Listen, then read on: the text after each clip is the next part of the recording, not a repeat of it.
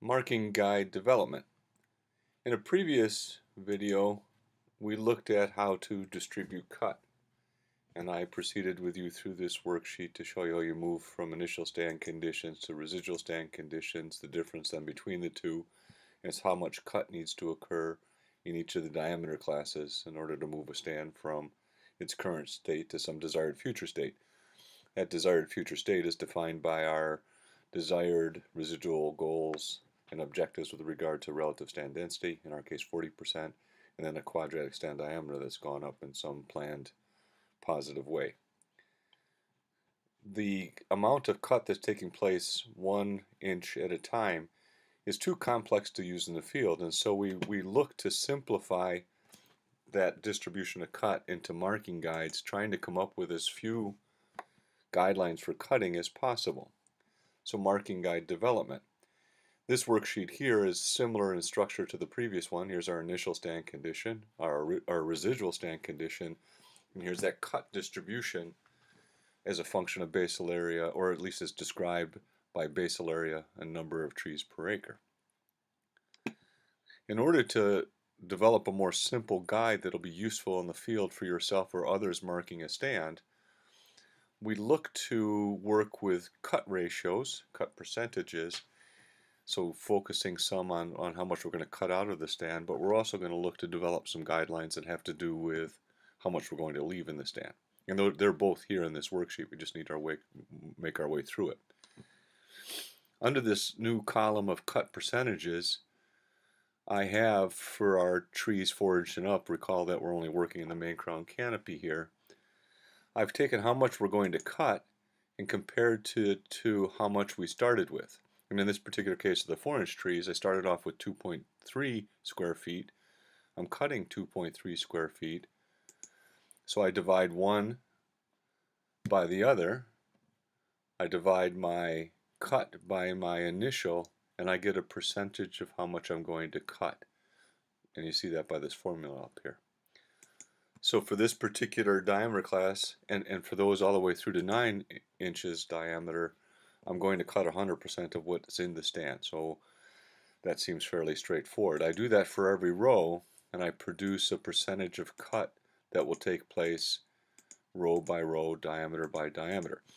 Some rows don't have any initial basal area, so they don't actually contribute to our thoughts about cut percentages, so they're blank.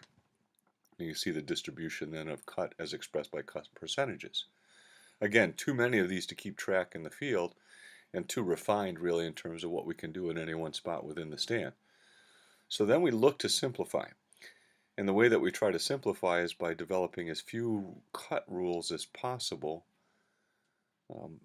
usually ending up with 2 or 3 different kinds of cut patterns. So very obviously one that emerges right away, and I've got this here as the average, where I've took the sum of these cells here divided by 6, and I get 100%. Well, that makes sense, they're all 100%. So I'm going to cut 100% of all trees less than 10 inches diameter, 9 inches and below.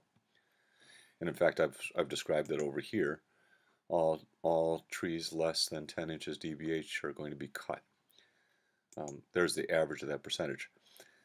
Where I break my other cut percentages and group them together is a bit of artistry and maybe convention.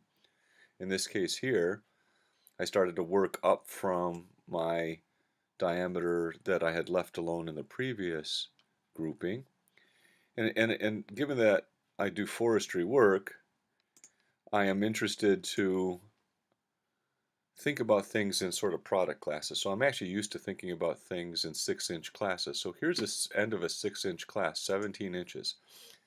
And so from 11 through 17 inches, we have small saw timber. So I'm going to throw the 10-inch class in too, and I'm going to average those together, this whole thing, and that's what's expressed here. I take the sum of those rows I just showed you, divide by 8, I end up with an average of 50% cut within that size class. So from the 11 to 17 inch size class, my cut ratio ends up being about half of the trees. These ratios are best, and they can be built both upon basal area and or numbers of trees per acre. It's better and I haven't done this quite yet, but will from this point forward, to work off of the number of trees per acre. And that's because in the field we're not quite reacting to, in our visuals, the basal area, we're reacting to numbers of trees per acre. Generally the two things, whether you use basal area or numbers of trees per acre, the cut ratios turn out to be the same.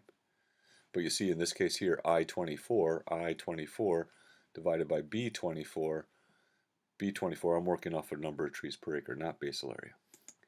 All right, so 50% there. Then I look to the rest of the stand, in this case here, so it's going to be medium saw timber and larger. And I do the same thing. I'll sum this whole set of rows here.